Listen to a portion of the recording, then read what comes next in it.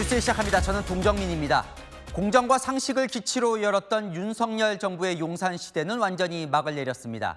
윤석열 전 대통령이 한남동 관저를 떠나 서초동 사저로 돌아갔습니다.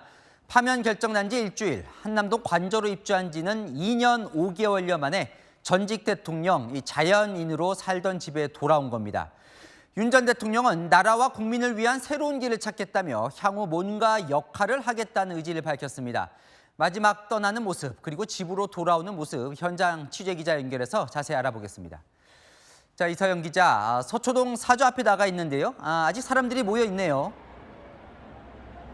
네, 맞습니다. 윤석열 전 대통령 부부는 1시간 전쯤 이곳 서초동 아크로비스타에 도착했습니다.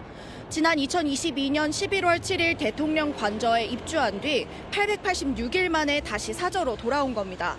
일부 입주민들은 아파트 앞으로 나와 돌아오는 윤 전 대통령 부부를 안타깝게 지켜보기도 했습니다. 오후 5시쯤 한남동 대통령 관저촌 입구에 하얀색 철문이 열리고 윤 전 대통령이 환한 얼굴로 손을 흔들며 나옵니다. 사저로 향하는 차량을 잠시 멈추고 지지자들에게 마지막 인사를 했습니다.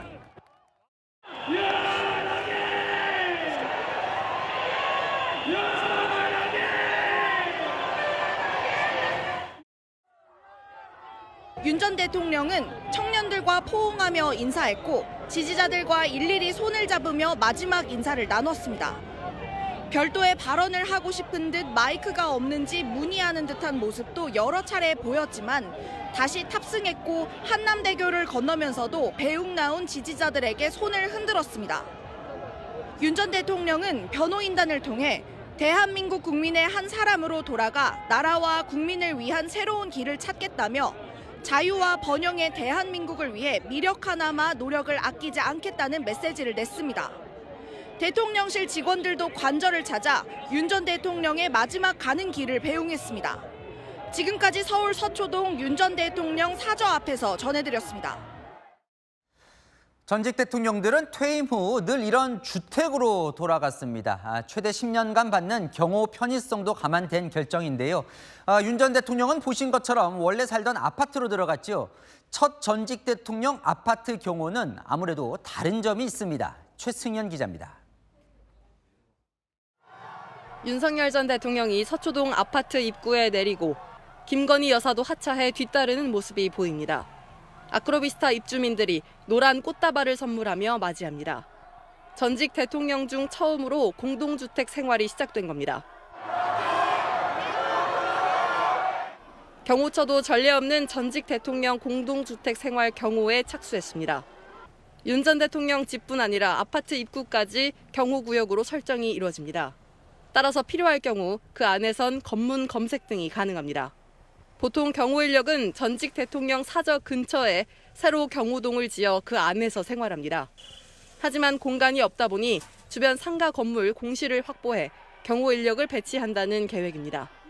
3급 부장이 책임자로 인력은 40여 명으로 구성됐습니다. 다만 입주민 불편을 최소화하기 위해 금속 탐지기 설치 등도 반드시 필요할 때만 할 예정입니다. 경호처 관계자는 취임 초기 6개월간 사저에서 지냈던 당시와 비슷한 수준의 경호를 유지하게 될 것이라고 말했습니다.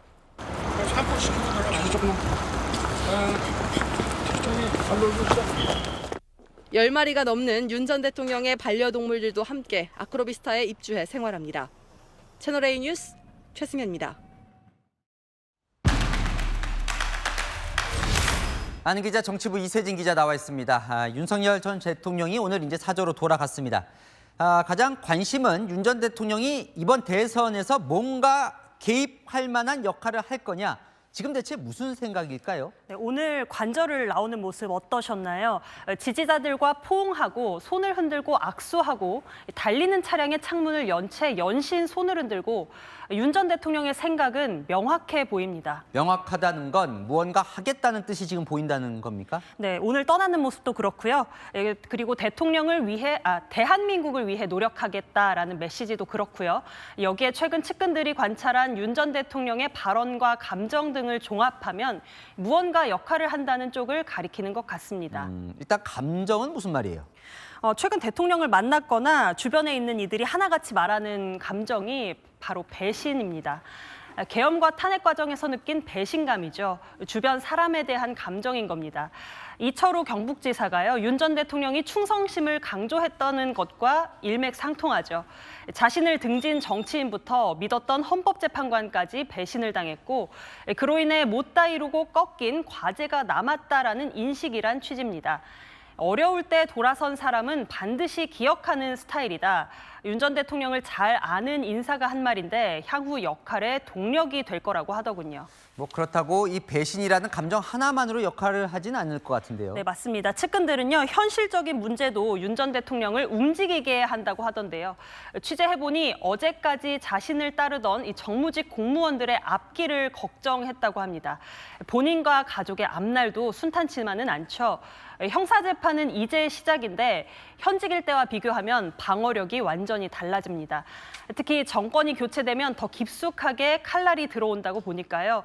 대선 승리가 누구보다 중요한 사람이 바로 윤 전 대통령이라는 겁니다. 자, 그러면 본인이 움직이는 게 이 대선에 도움이 된다고 지금 생각한다는 거죠? 네, 맞습니다. 앞서 말씀드린 모든 상황의 전제예요.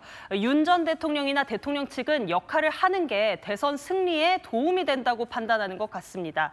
파면은 당했지만 지분도 있다고 보는데요. 윤 전 대통령이 계엄 이후 끌어올렸었던 본인의 지지율, 그리고 탄핵 반대 여론을 한번 보라는 거죠.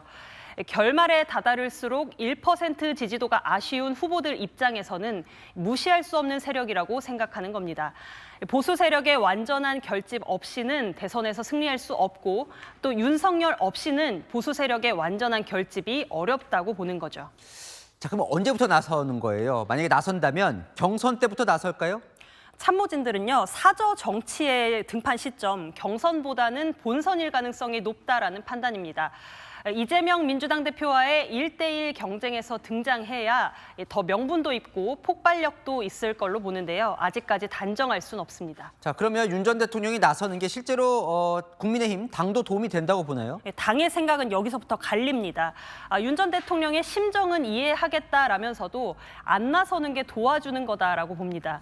목소리를 낼수록 이재명 대 윤석열 구도를 만들고 싶어하는 민주당을 도와주는 꼴이라는 거죠. 한 친윤 중진 의원도 지혜롭게 판단해서 안 나서실 것이라고 말하더라고요.